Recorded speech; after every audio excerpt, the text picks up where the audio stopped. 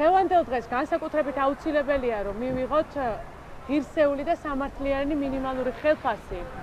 ბევრი მიზეზის გამო. ჯერ ეს ერთი იმიტომ, რომ ჩვენ ქვეყანაში გაზრდილია უთანასწორობა და გაზრდილი უთანასწორობა პირდაპირ უკავშირდება გაზრდილ ფასებს. ელემენტარული პროდუქტიც კი ხელმიუწვდომელია ძალიან ბევრი ხალხისთვის, რომელიც მუშაობს ხელფასებზე, რომელიც დადგინდა 2000-იან წლებში. მაშინ რომ ადამიანი იღებდა ხელფასს, დღეს მისი მყიდველუნარიანობა ბევრად უფრო ნაკლებია. ძალიან მნიშვნელოვანია, რომ ის დოულათი, რომელიც ჩვენ ქვეყანაში იქმნება, სწორად და სამართლიანად გადანაწილდეს და ამასაც ხელს შეუწყობს მინიმალური ხელფასის დაწესება.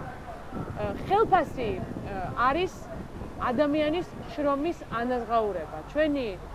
ჩვენ უმეტესობა ჩვენთაგანი ვშრომობთ იმისთვის, რომ ვიცხოვროთ, ჩვენი ოჯახები ვარჩინოთ და ამისთვის ანაზღაურებას ვიღებთ.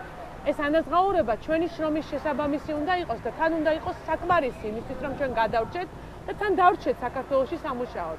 დღევანდელი ხელფასები ხშირ შემთხვევაში არ შეესაბამება იმ შრომას, რომელსაც ადამიანები გასწევენ.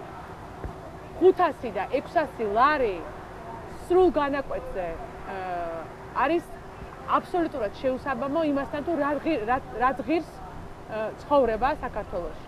როდესაც სახელმწიფო დააწესებს მინიმალურ ხელფასს, ეს იქნება მინიმალური ზღვარი, რის შემდეგადაც დამქირავებას შეუძლია, რა თქმა უნდა, გადაუხადოს ყველა ჩვენთაგანს ბევრად უფრო მეტი, ვიდრე ის მინიმუმია. ის წარმოუდგენა, რომ თურმე შრომითი ურთიერთობები უნდა განსაზღვროს მხოლოდ და მხოლოდ შრომელებსა და დამსაქმებლებს შორის ურთიერთობამ და არავინ არ უნდა ჩაერიოს, არის ველური კაპიტალიზმის დროინდელი.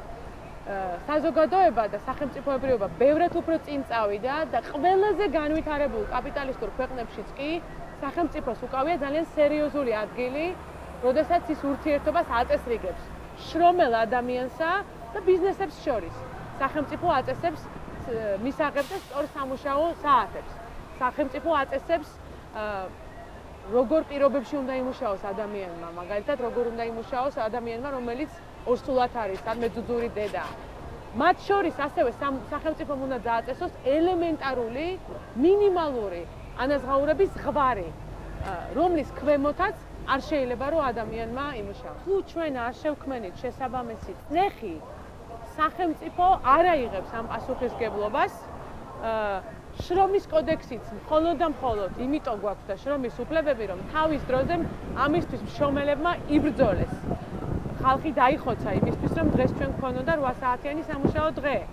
სახელმწიფოს უნდა შეუქმნათ ჩვენ წნეხი და უნდა დავავალდებულოთ, რომ გარკვეული სამართლიანი თამაშის პირობები დააწესოს ბაზარზე. კერძო სექტორი კი აწესებს ისეთ ანაზღაურებას, რის საშუალებასაც მას ბაზარი აძლევს. თუ სახელმწიფო მინიმუმს არ დაადგენს, კერძო სექტორი ეცდება, რომ რაც შეიძლება დაბალი ანაზღაურებით მიიღოს ადამიანების შრომა. რა თქმა უნდა, აქ მე არ ვსაუბრობ ყველა ბიზნესზე, საქართველოში ძალიან ბევრი ბიზნესია, რომელიც სამართლიან ანაზღაურებას იხდის, თუმცა სახელმწიფოს როლი იმისთვის, რომ სამართლიანი ჩარჩო დააწესოს ანაზღაურებისთვის, ძალიან დიდია. მსოფლიოს ყველაზე განვითარებულ კაპიტალისტურ ქვეყნებშიც კი არის დაწესებული მინიმალური ხელფასი. ავიღოთ ამერიკის შეერთებული შტატები, თუ ნებისმიერი ევროპული ქვეყანა, იქ შემოღებულია ხელფასის მინიმუმი, რომლის ქვევითაც ადამიანის შრომა არ შეიძლება რომ ანაზღაურდეს. ხელფასის მინიმუმი უზრუნველყოფს იმ სამართლიან სამუშაო პირობებს, რომლის ფარგლებშიც შემდეგ შეუძლია დამსაქმებლებს, რა თქმა უნდა, მეტი ანაზღაურება მისცენ ხალხს.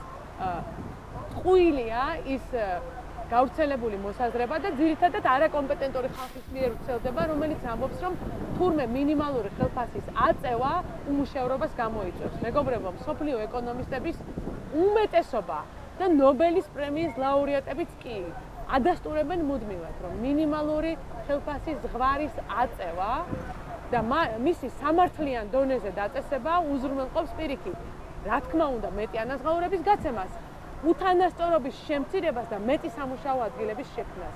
იმისთვის, რომ ჩვენ შევამციროთ უთანასწორობა და უფრო სწორად გადავანაწილოთ დოულათი, რომელიც ჩვენ ქვეყანაში იქმნება, სამართლიანი მინიმალური ხელფასი უნდა დავადგინოთ.